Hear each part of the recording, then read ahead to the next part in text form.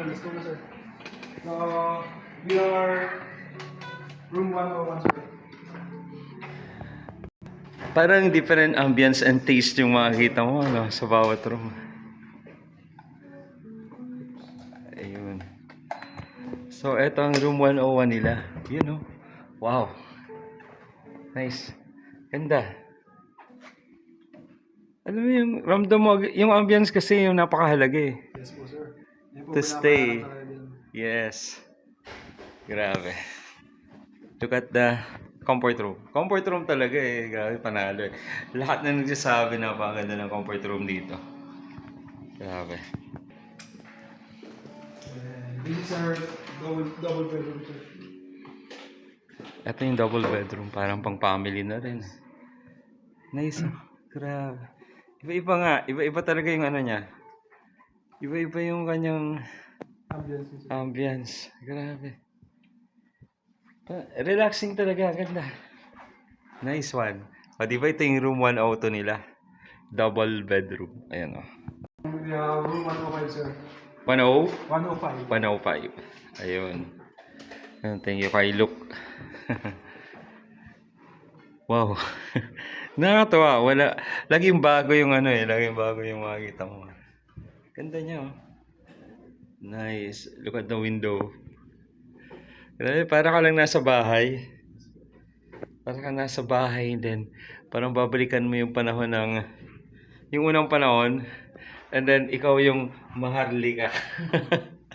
You know. Nice. Ganda. Then we have room 102, sir. Room 102. Ayan. It Bulaga. Ayun oh. Grabe.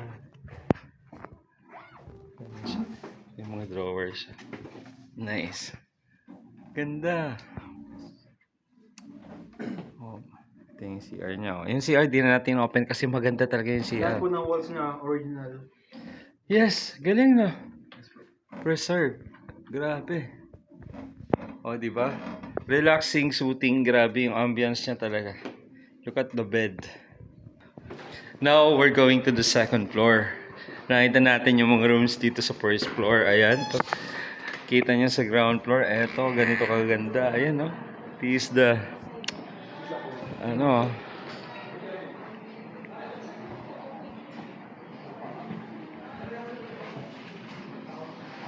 this what welcomes you once you enter the main door of this hotel restaurant. Ayan, this one. And alam nyo ba ito? Itong part na to, this is a comfort room. May tao kaya? Yes. Oh. Oh. Wow. See how beautiful this place is. So amazing. Considering that it is a preserved historical house na to, heritage house to eh. From the Spaniards era. Grabe. And then ayun si Luke. Wait lang natin si Luke, yung ating tour guide. Look at the paintings on the wall. Wow, I'm an artist and I am so impressed. Di ba makikita nyo dyan, ayan o. The artist who did this painting. Now, we're with Miss Kenny, ayan. Can you introduce yourself? Hi, I'm Miss Kenny. I'm the marketing manager for Palacio Real Santo Niño. So welcome po to the first and only Heritage Hotel in the province of Bulacan. Whew. So the first Heritage Hotel just opened in June of last year.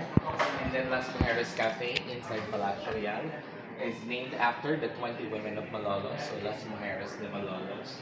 So it just opened on November of last year. Wow. So on a daily basis, the second floor lobby becomes an extension of the cafe. So we're allowing people also to dine in dito kapag puno na sa ibaba. Sobrang ganda. So this hotel is actually from the 1904 ancestral house. So it was Oh my God, It was 1904. 1904. It was More than 100 owned by years. Agustin Reyes and Theodora and Coco Reyes. So So, itong mga pillars, nakikita niyo yung mga poste po niyan, they are also 120 plus years old. They're original parts of the house. Sabi nga ni Luke eh, everything here is preserved and talagang original siya. So, what they did, renovations, they did adaptive reuse of the materials. So, itong mga doors, those are also original doors. Grabe. House. So I'll show you. We currently occupy the presidential suite and the superior room. Pero we can check I can show you the second floor lobby or the hallway. So we have a total of 4 rooms dito. This is kind of different from the ones downstairs. Wow. So wala nang capiz lights. Oo nga eh. Medyo modern yung atake dito sa second floor. And if in case mayroong ongoing events sa labas, dito sa lobby, we can use naman the back door.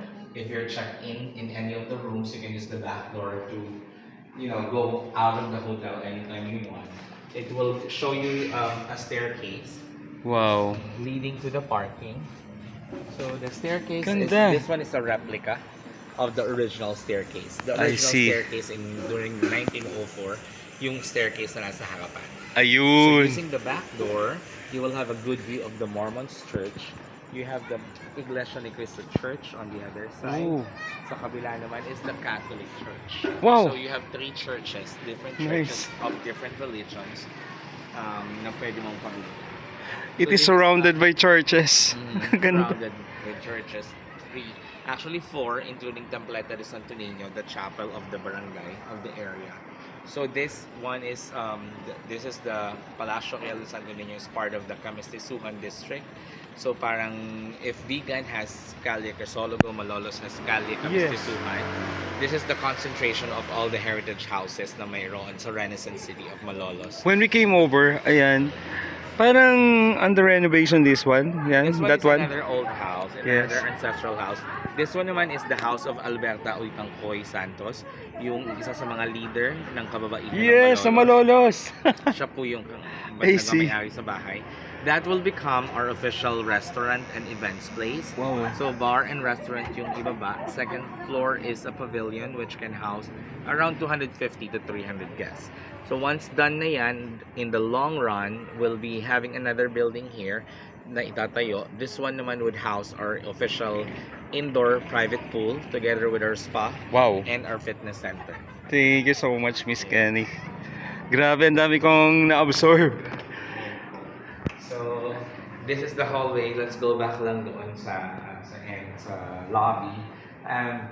It's just so regretful na hindi na-occupied we have a wedding tomorrow. So Yes. occupied yung superior room and presidential. What you showed me is so more than enough talaga to appreciate this place. Sobrang na-appreciate ko kasi yung mga historical places. And you know what, when I will be able to have my own house, ang gusto ko talagang team, talaga ever since, yung ganito heritage talaga, sobra. I'll just check one room, sir. Wow, thank you. I'll check lang kung Opo.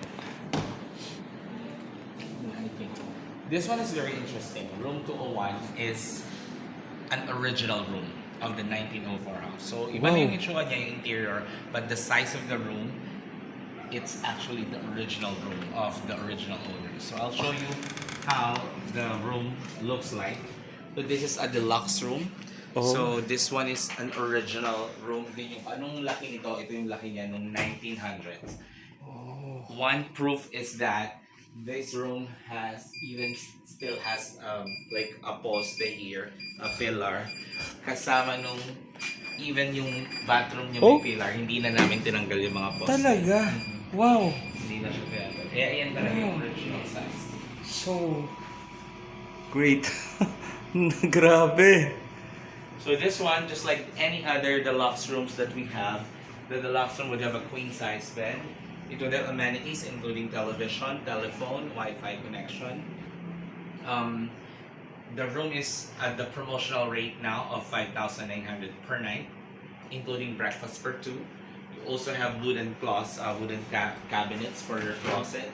There's a security box na rin dito. Nice. Plus a mini fridge that you can use here. Wow. Nice one. Low cost. Grabe, low cost siya. Originally at 8,700, but now it's available at the promotional rate of 5,900 per night. Nagulat ako. Grabe ang mura. Ang ganda. Ito po ba yung... ito yung pinakamahal? Hindi pa. This one is the basic. This is the standard room. The standard. Ang pinakamahal so far is the presidential suite. Siya. Originally at 20,000 pesos per night. So now, Wow. sir, since occupied yung ibang rooms, Opo. the last thing I'm gonna show you is the original staircase. Wow. Ito yung hindi pinastag, hindi sinira na Oh. staircase. Oh. So ito na siya. Et- Yan yung replica. 1904. Yes, Ito, that's a ito yung nakita namin sa labas kanina nung Yes. when we came over. Grabe. Ganda. As in, wala ditong ni-repair? Well, may... O parang ni-retouch lang yung kulay? Retouch yung iba, in-enhance pa siya para mas matibay since 100 years old na siya. Wow. Ang ganda. So this one, the house kasi is called the original house. During the 1900s, it's called Structura Mestiza. So kapag Structura Mestiza, meaning yung bahay, yung first floor ay bato, second floor niya ay kahoy. I So see. just like this house. Trivia. So, the purpose of the staircase, nung panahon kasi na yun, there's already, social classification. So, yung ilalim, that's bato, that's what we call the kamalik. So, yung imbakan siya ng pagkain, yung purpose niya. At sa kamalik, doon lang pwede magstay ang mga kasambahay, ang mga katulong. Sa second floor, yung mga owner. That's ang why mga senyor. that's why nandito yung bedroom, master's Yes. bedroom. So, ibig sabihin din sa kamalik, yung mga nag-stay sa kamalik, hindi sila pwedeng basta-basta umaakyat sa second floor. Oh. And yung mga pagkain na inihahain sa second floor, hindi siya pwedeng ihain sa first floor, vice versa.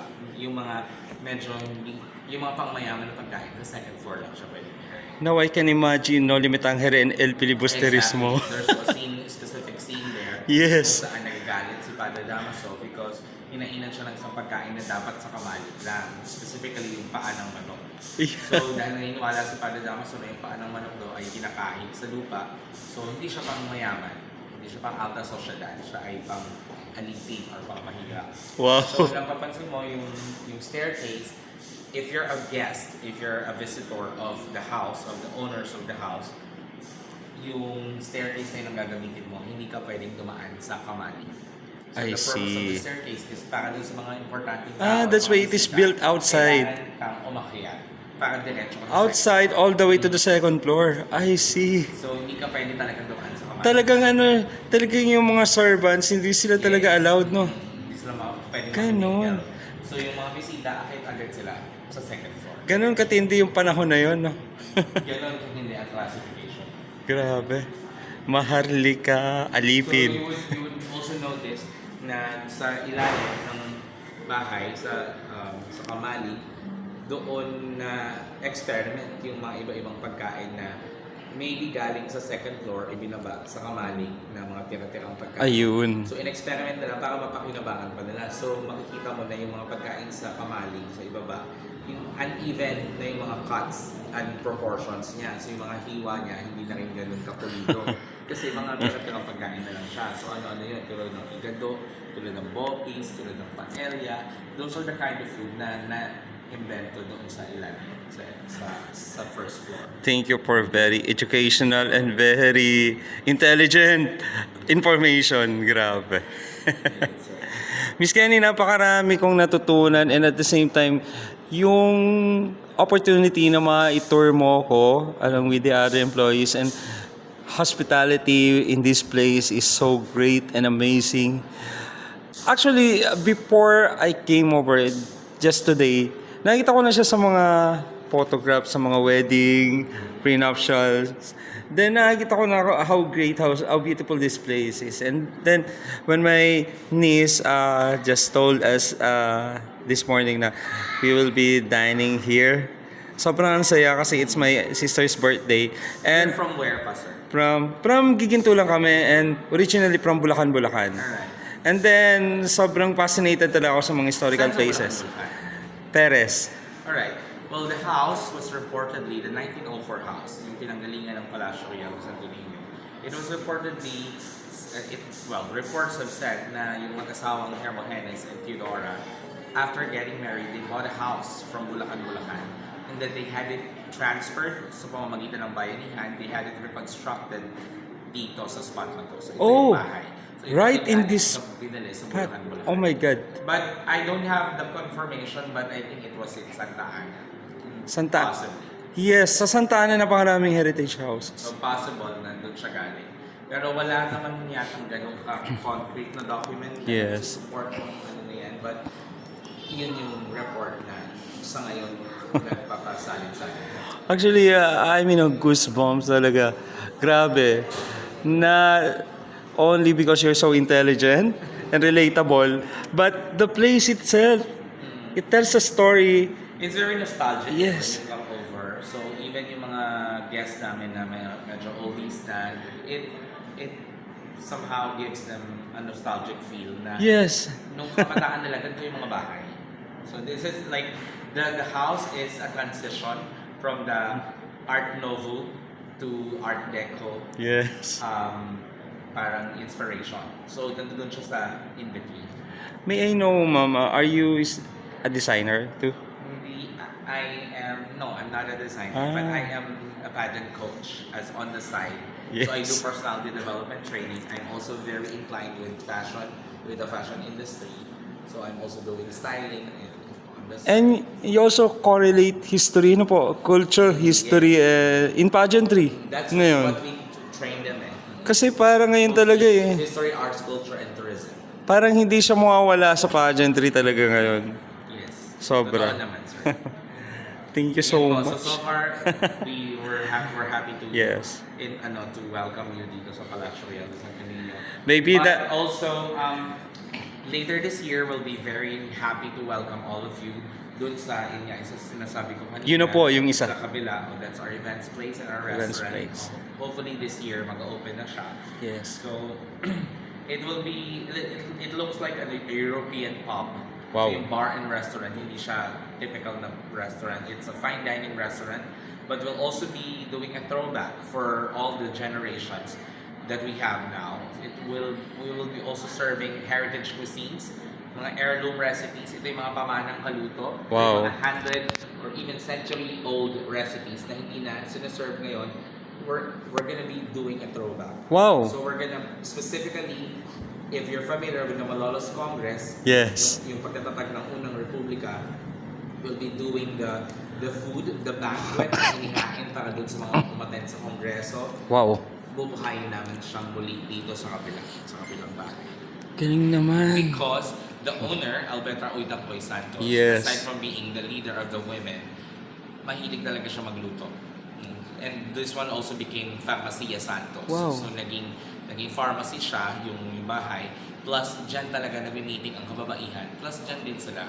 Mahilig din si Alberta magluto. So, Wow. it's only fitting that we serve yung mga food na inihain nila nung kapanahunan ng mga kababaihan. And we want more Wow. people to experience and appreciate kung anong merong pamanang kaluto ang Malolos. Parang napaka-classic.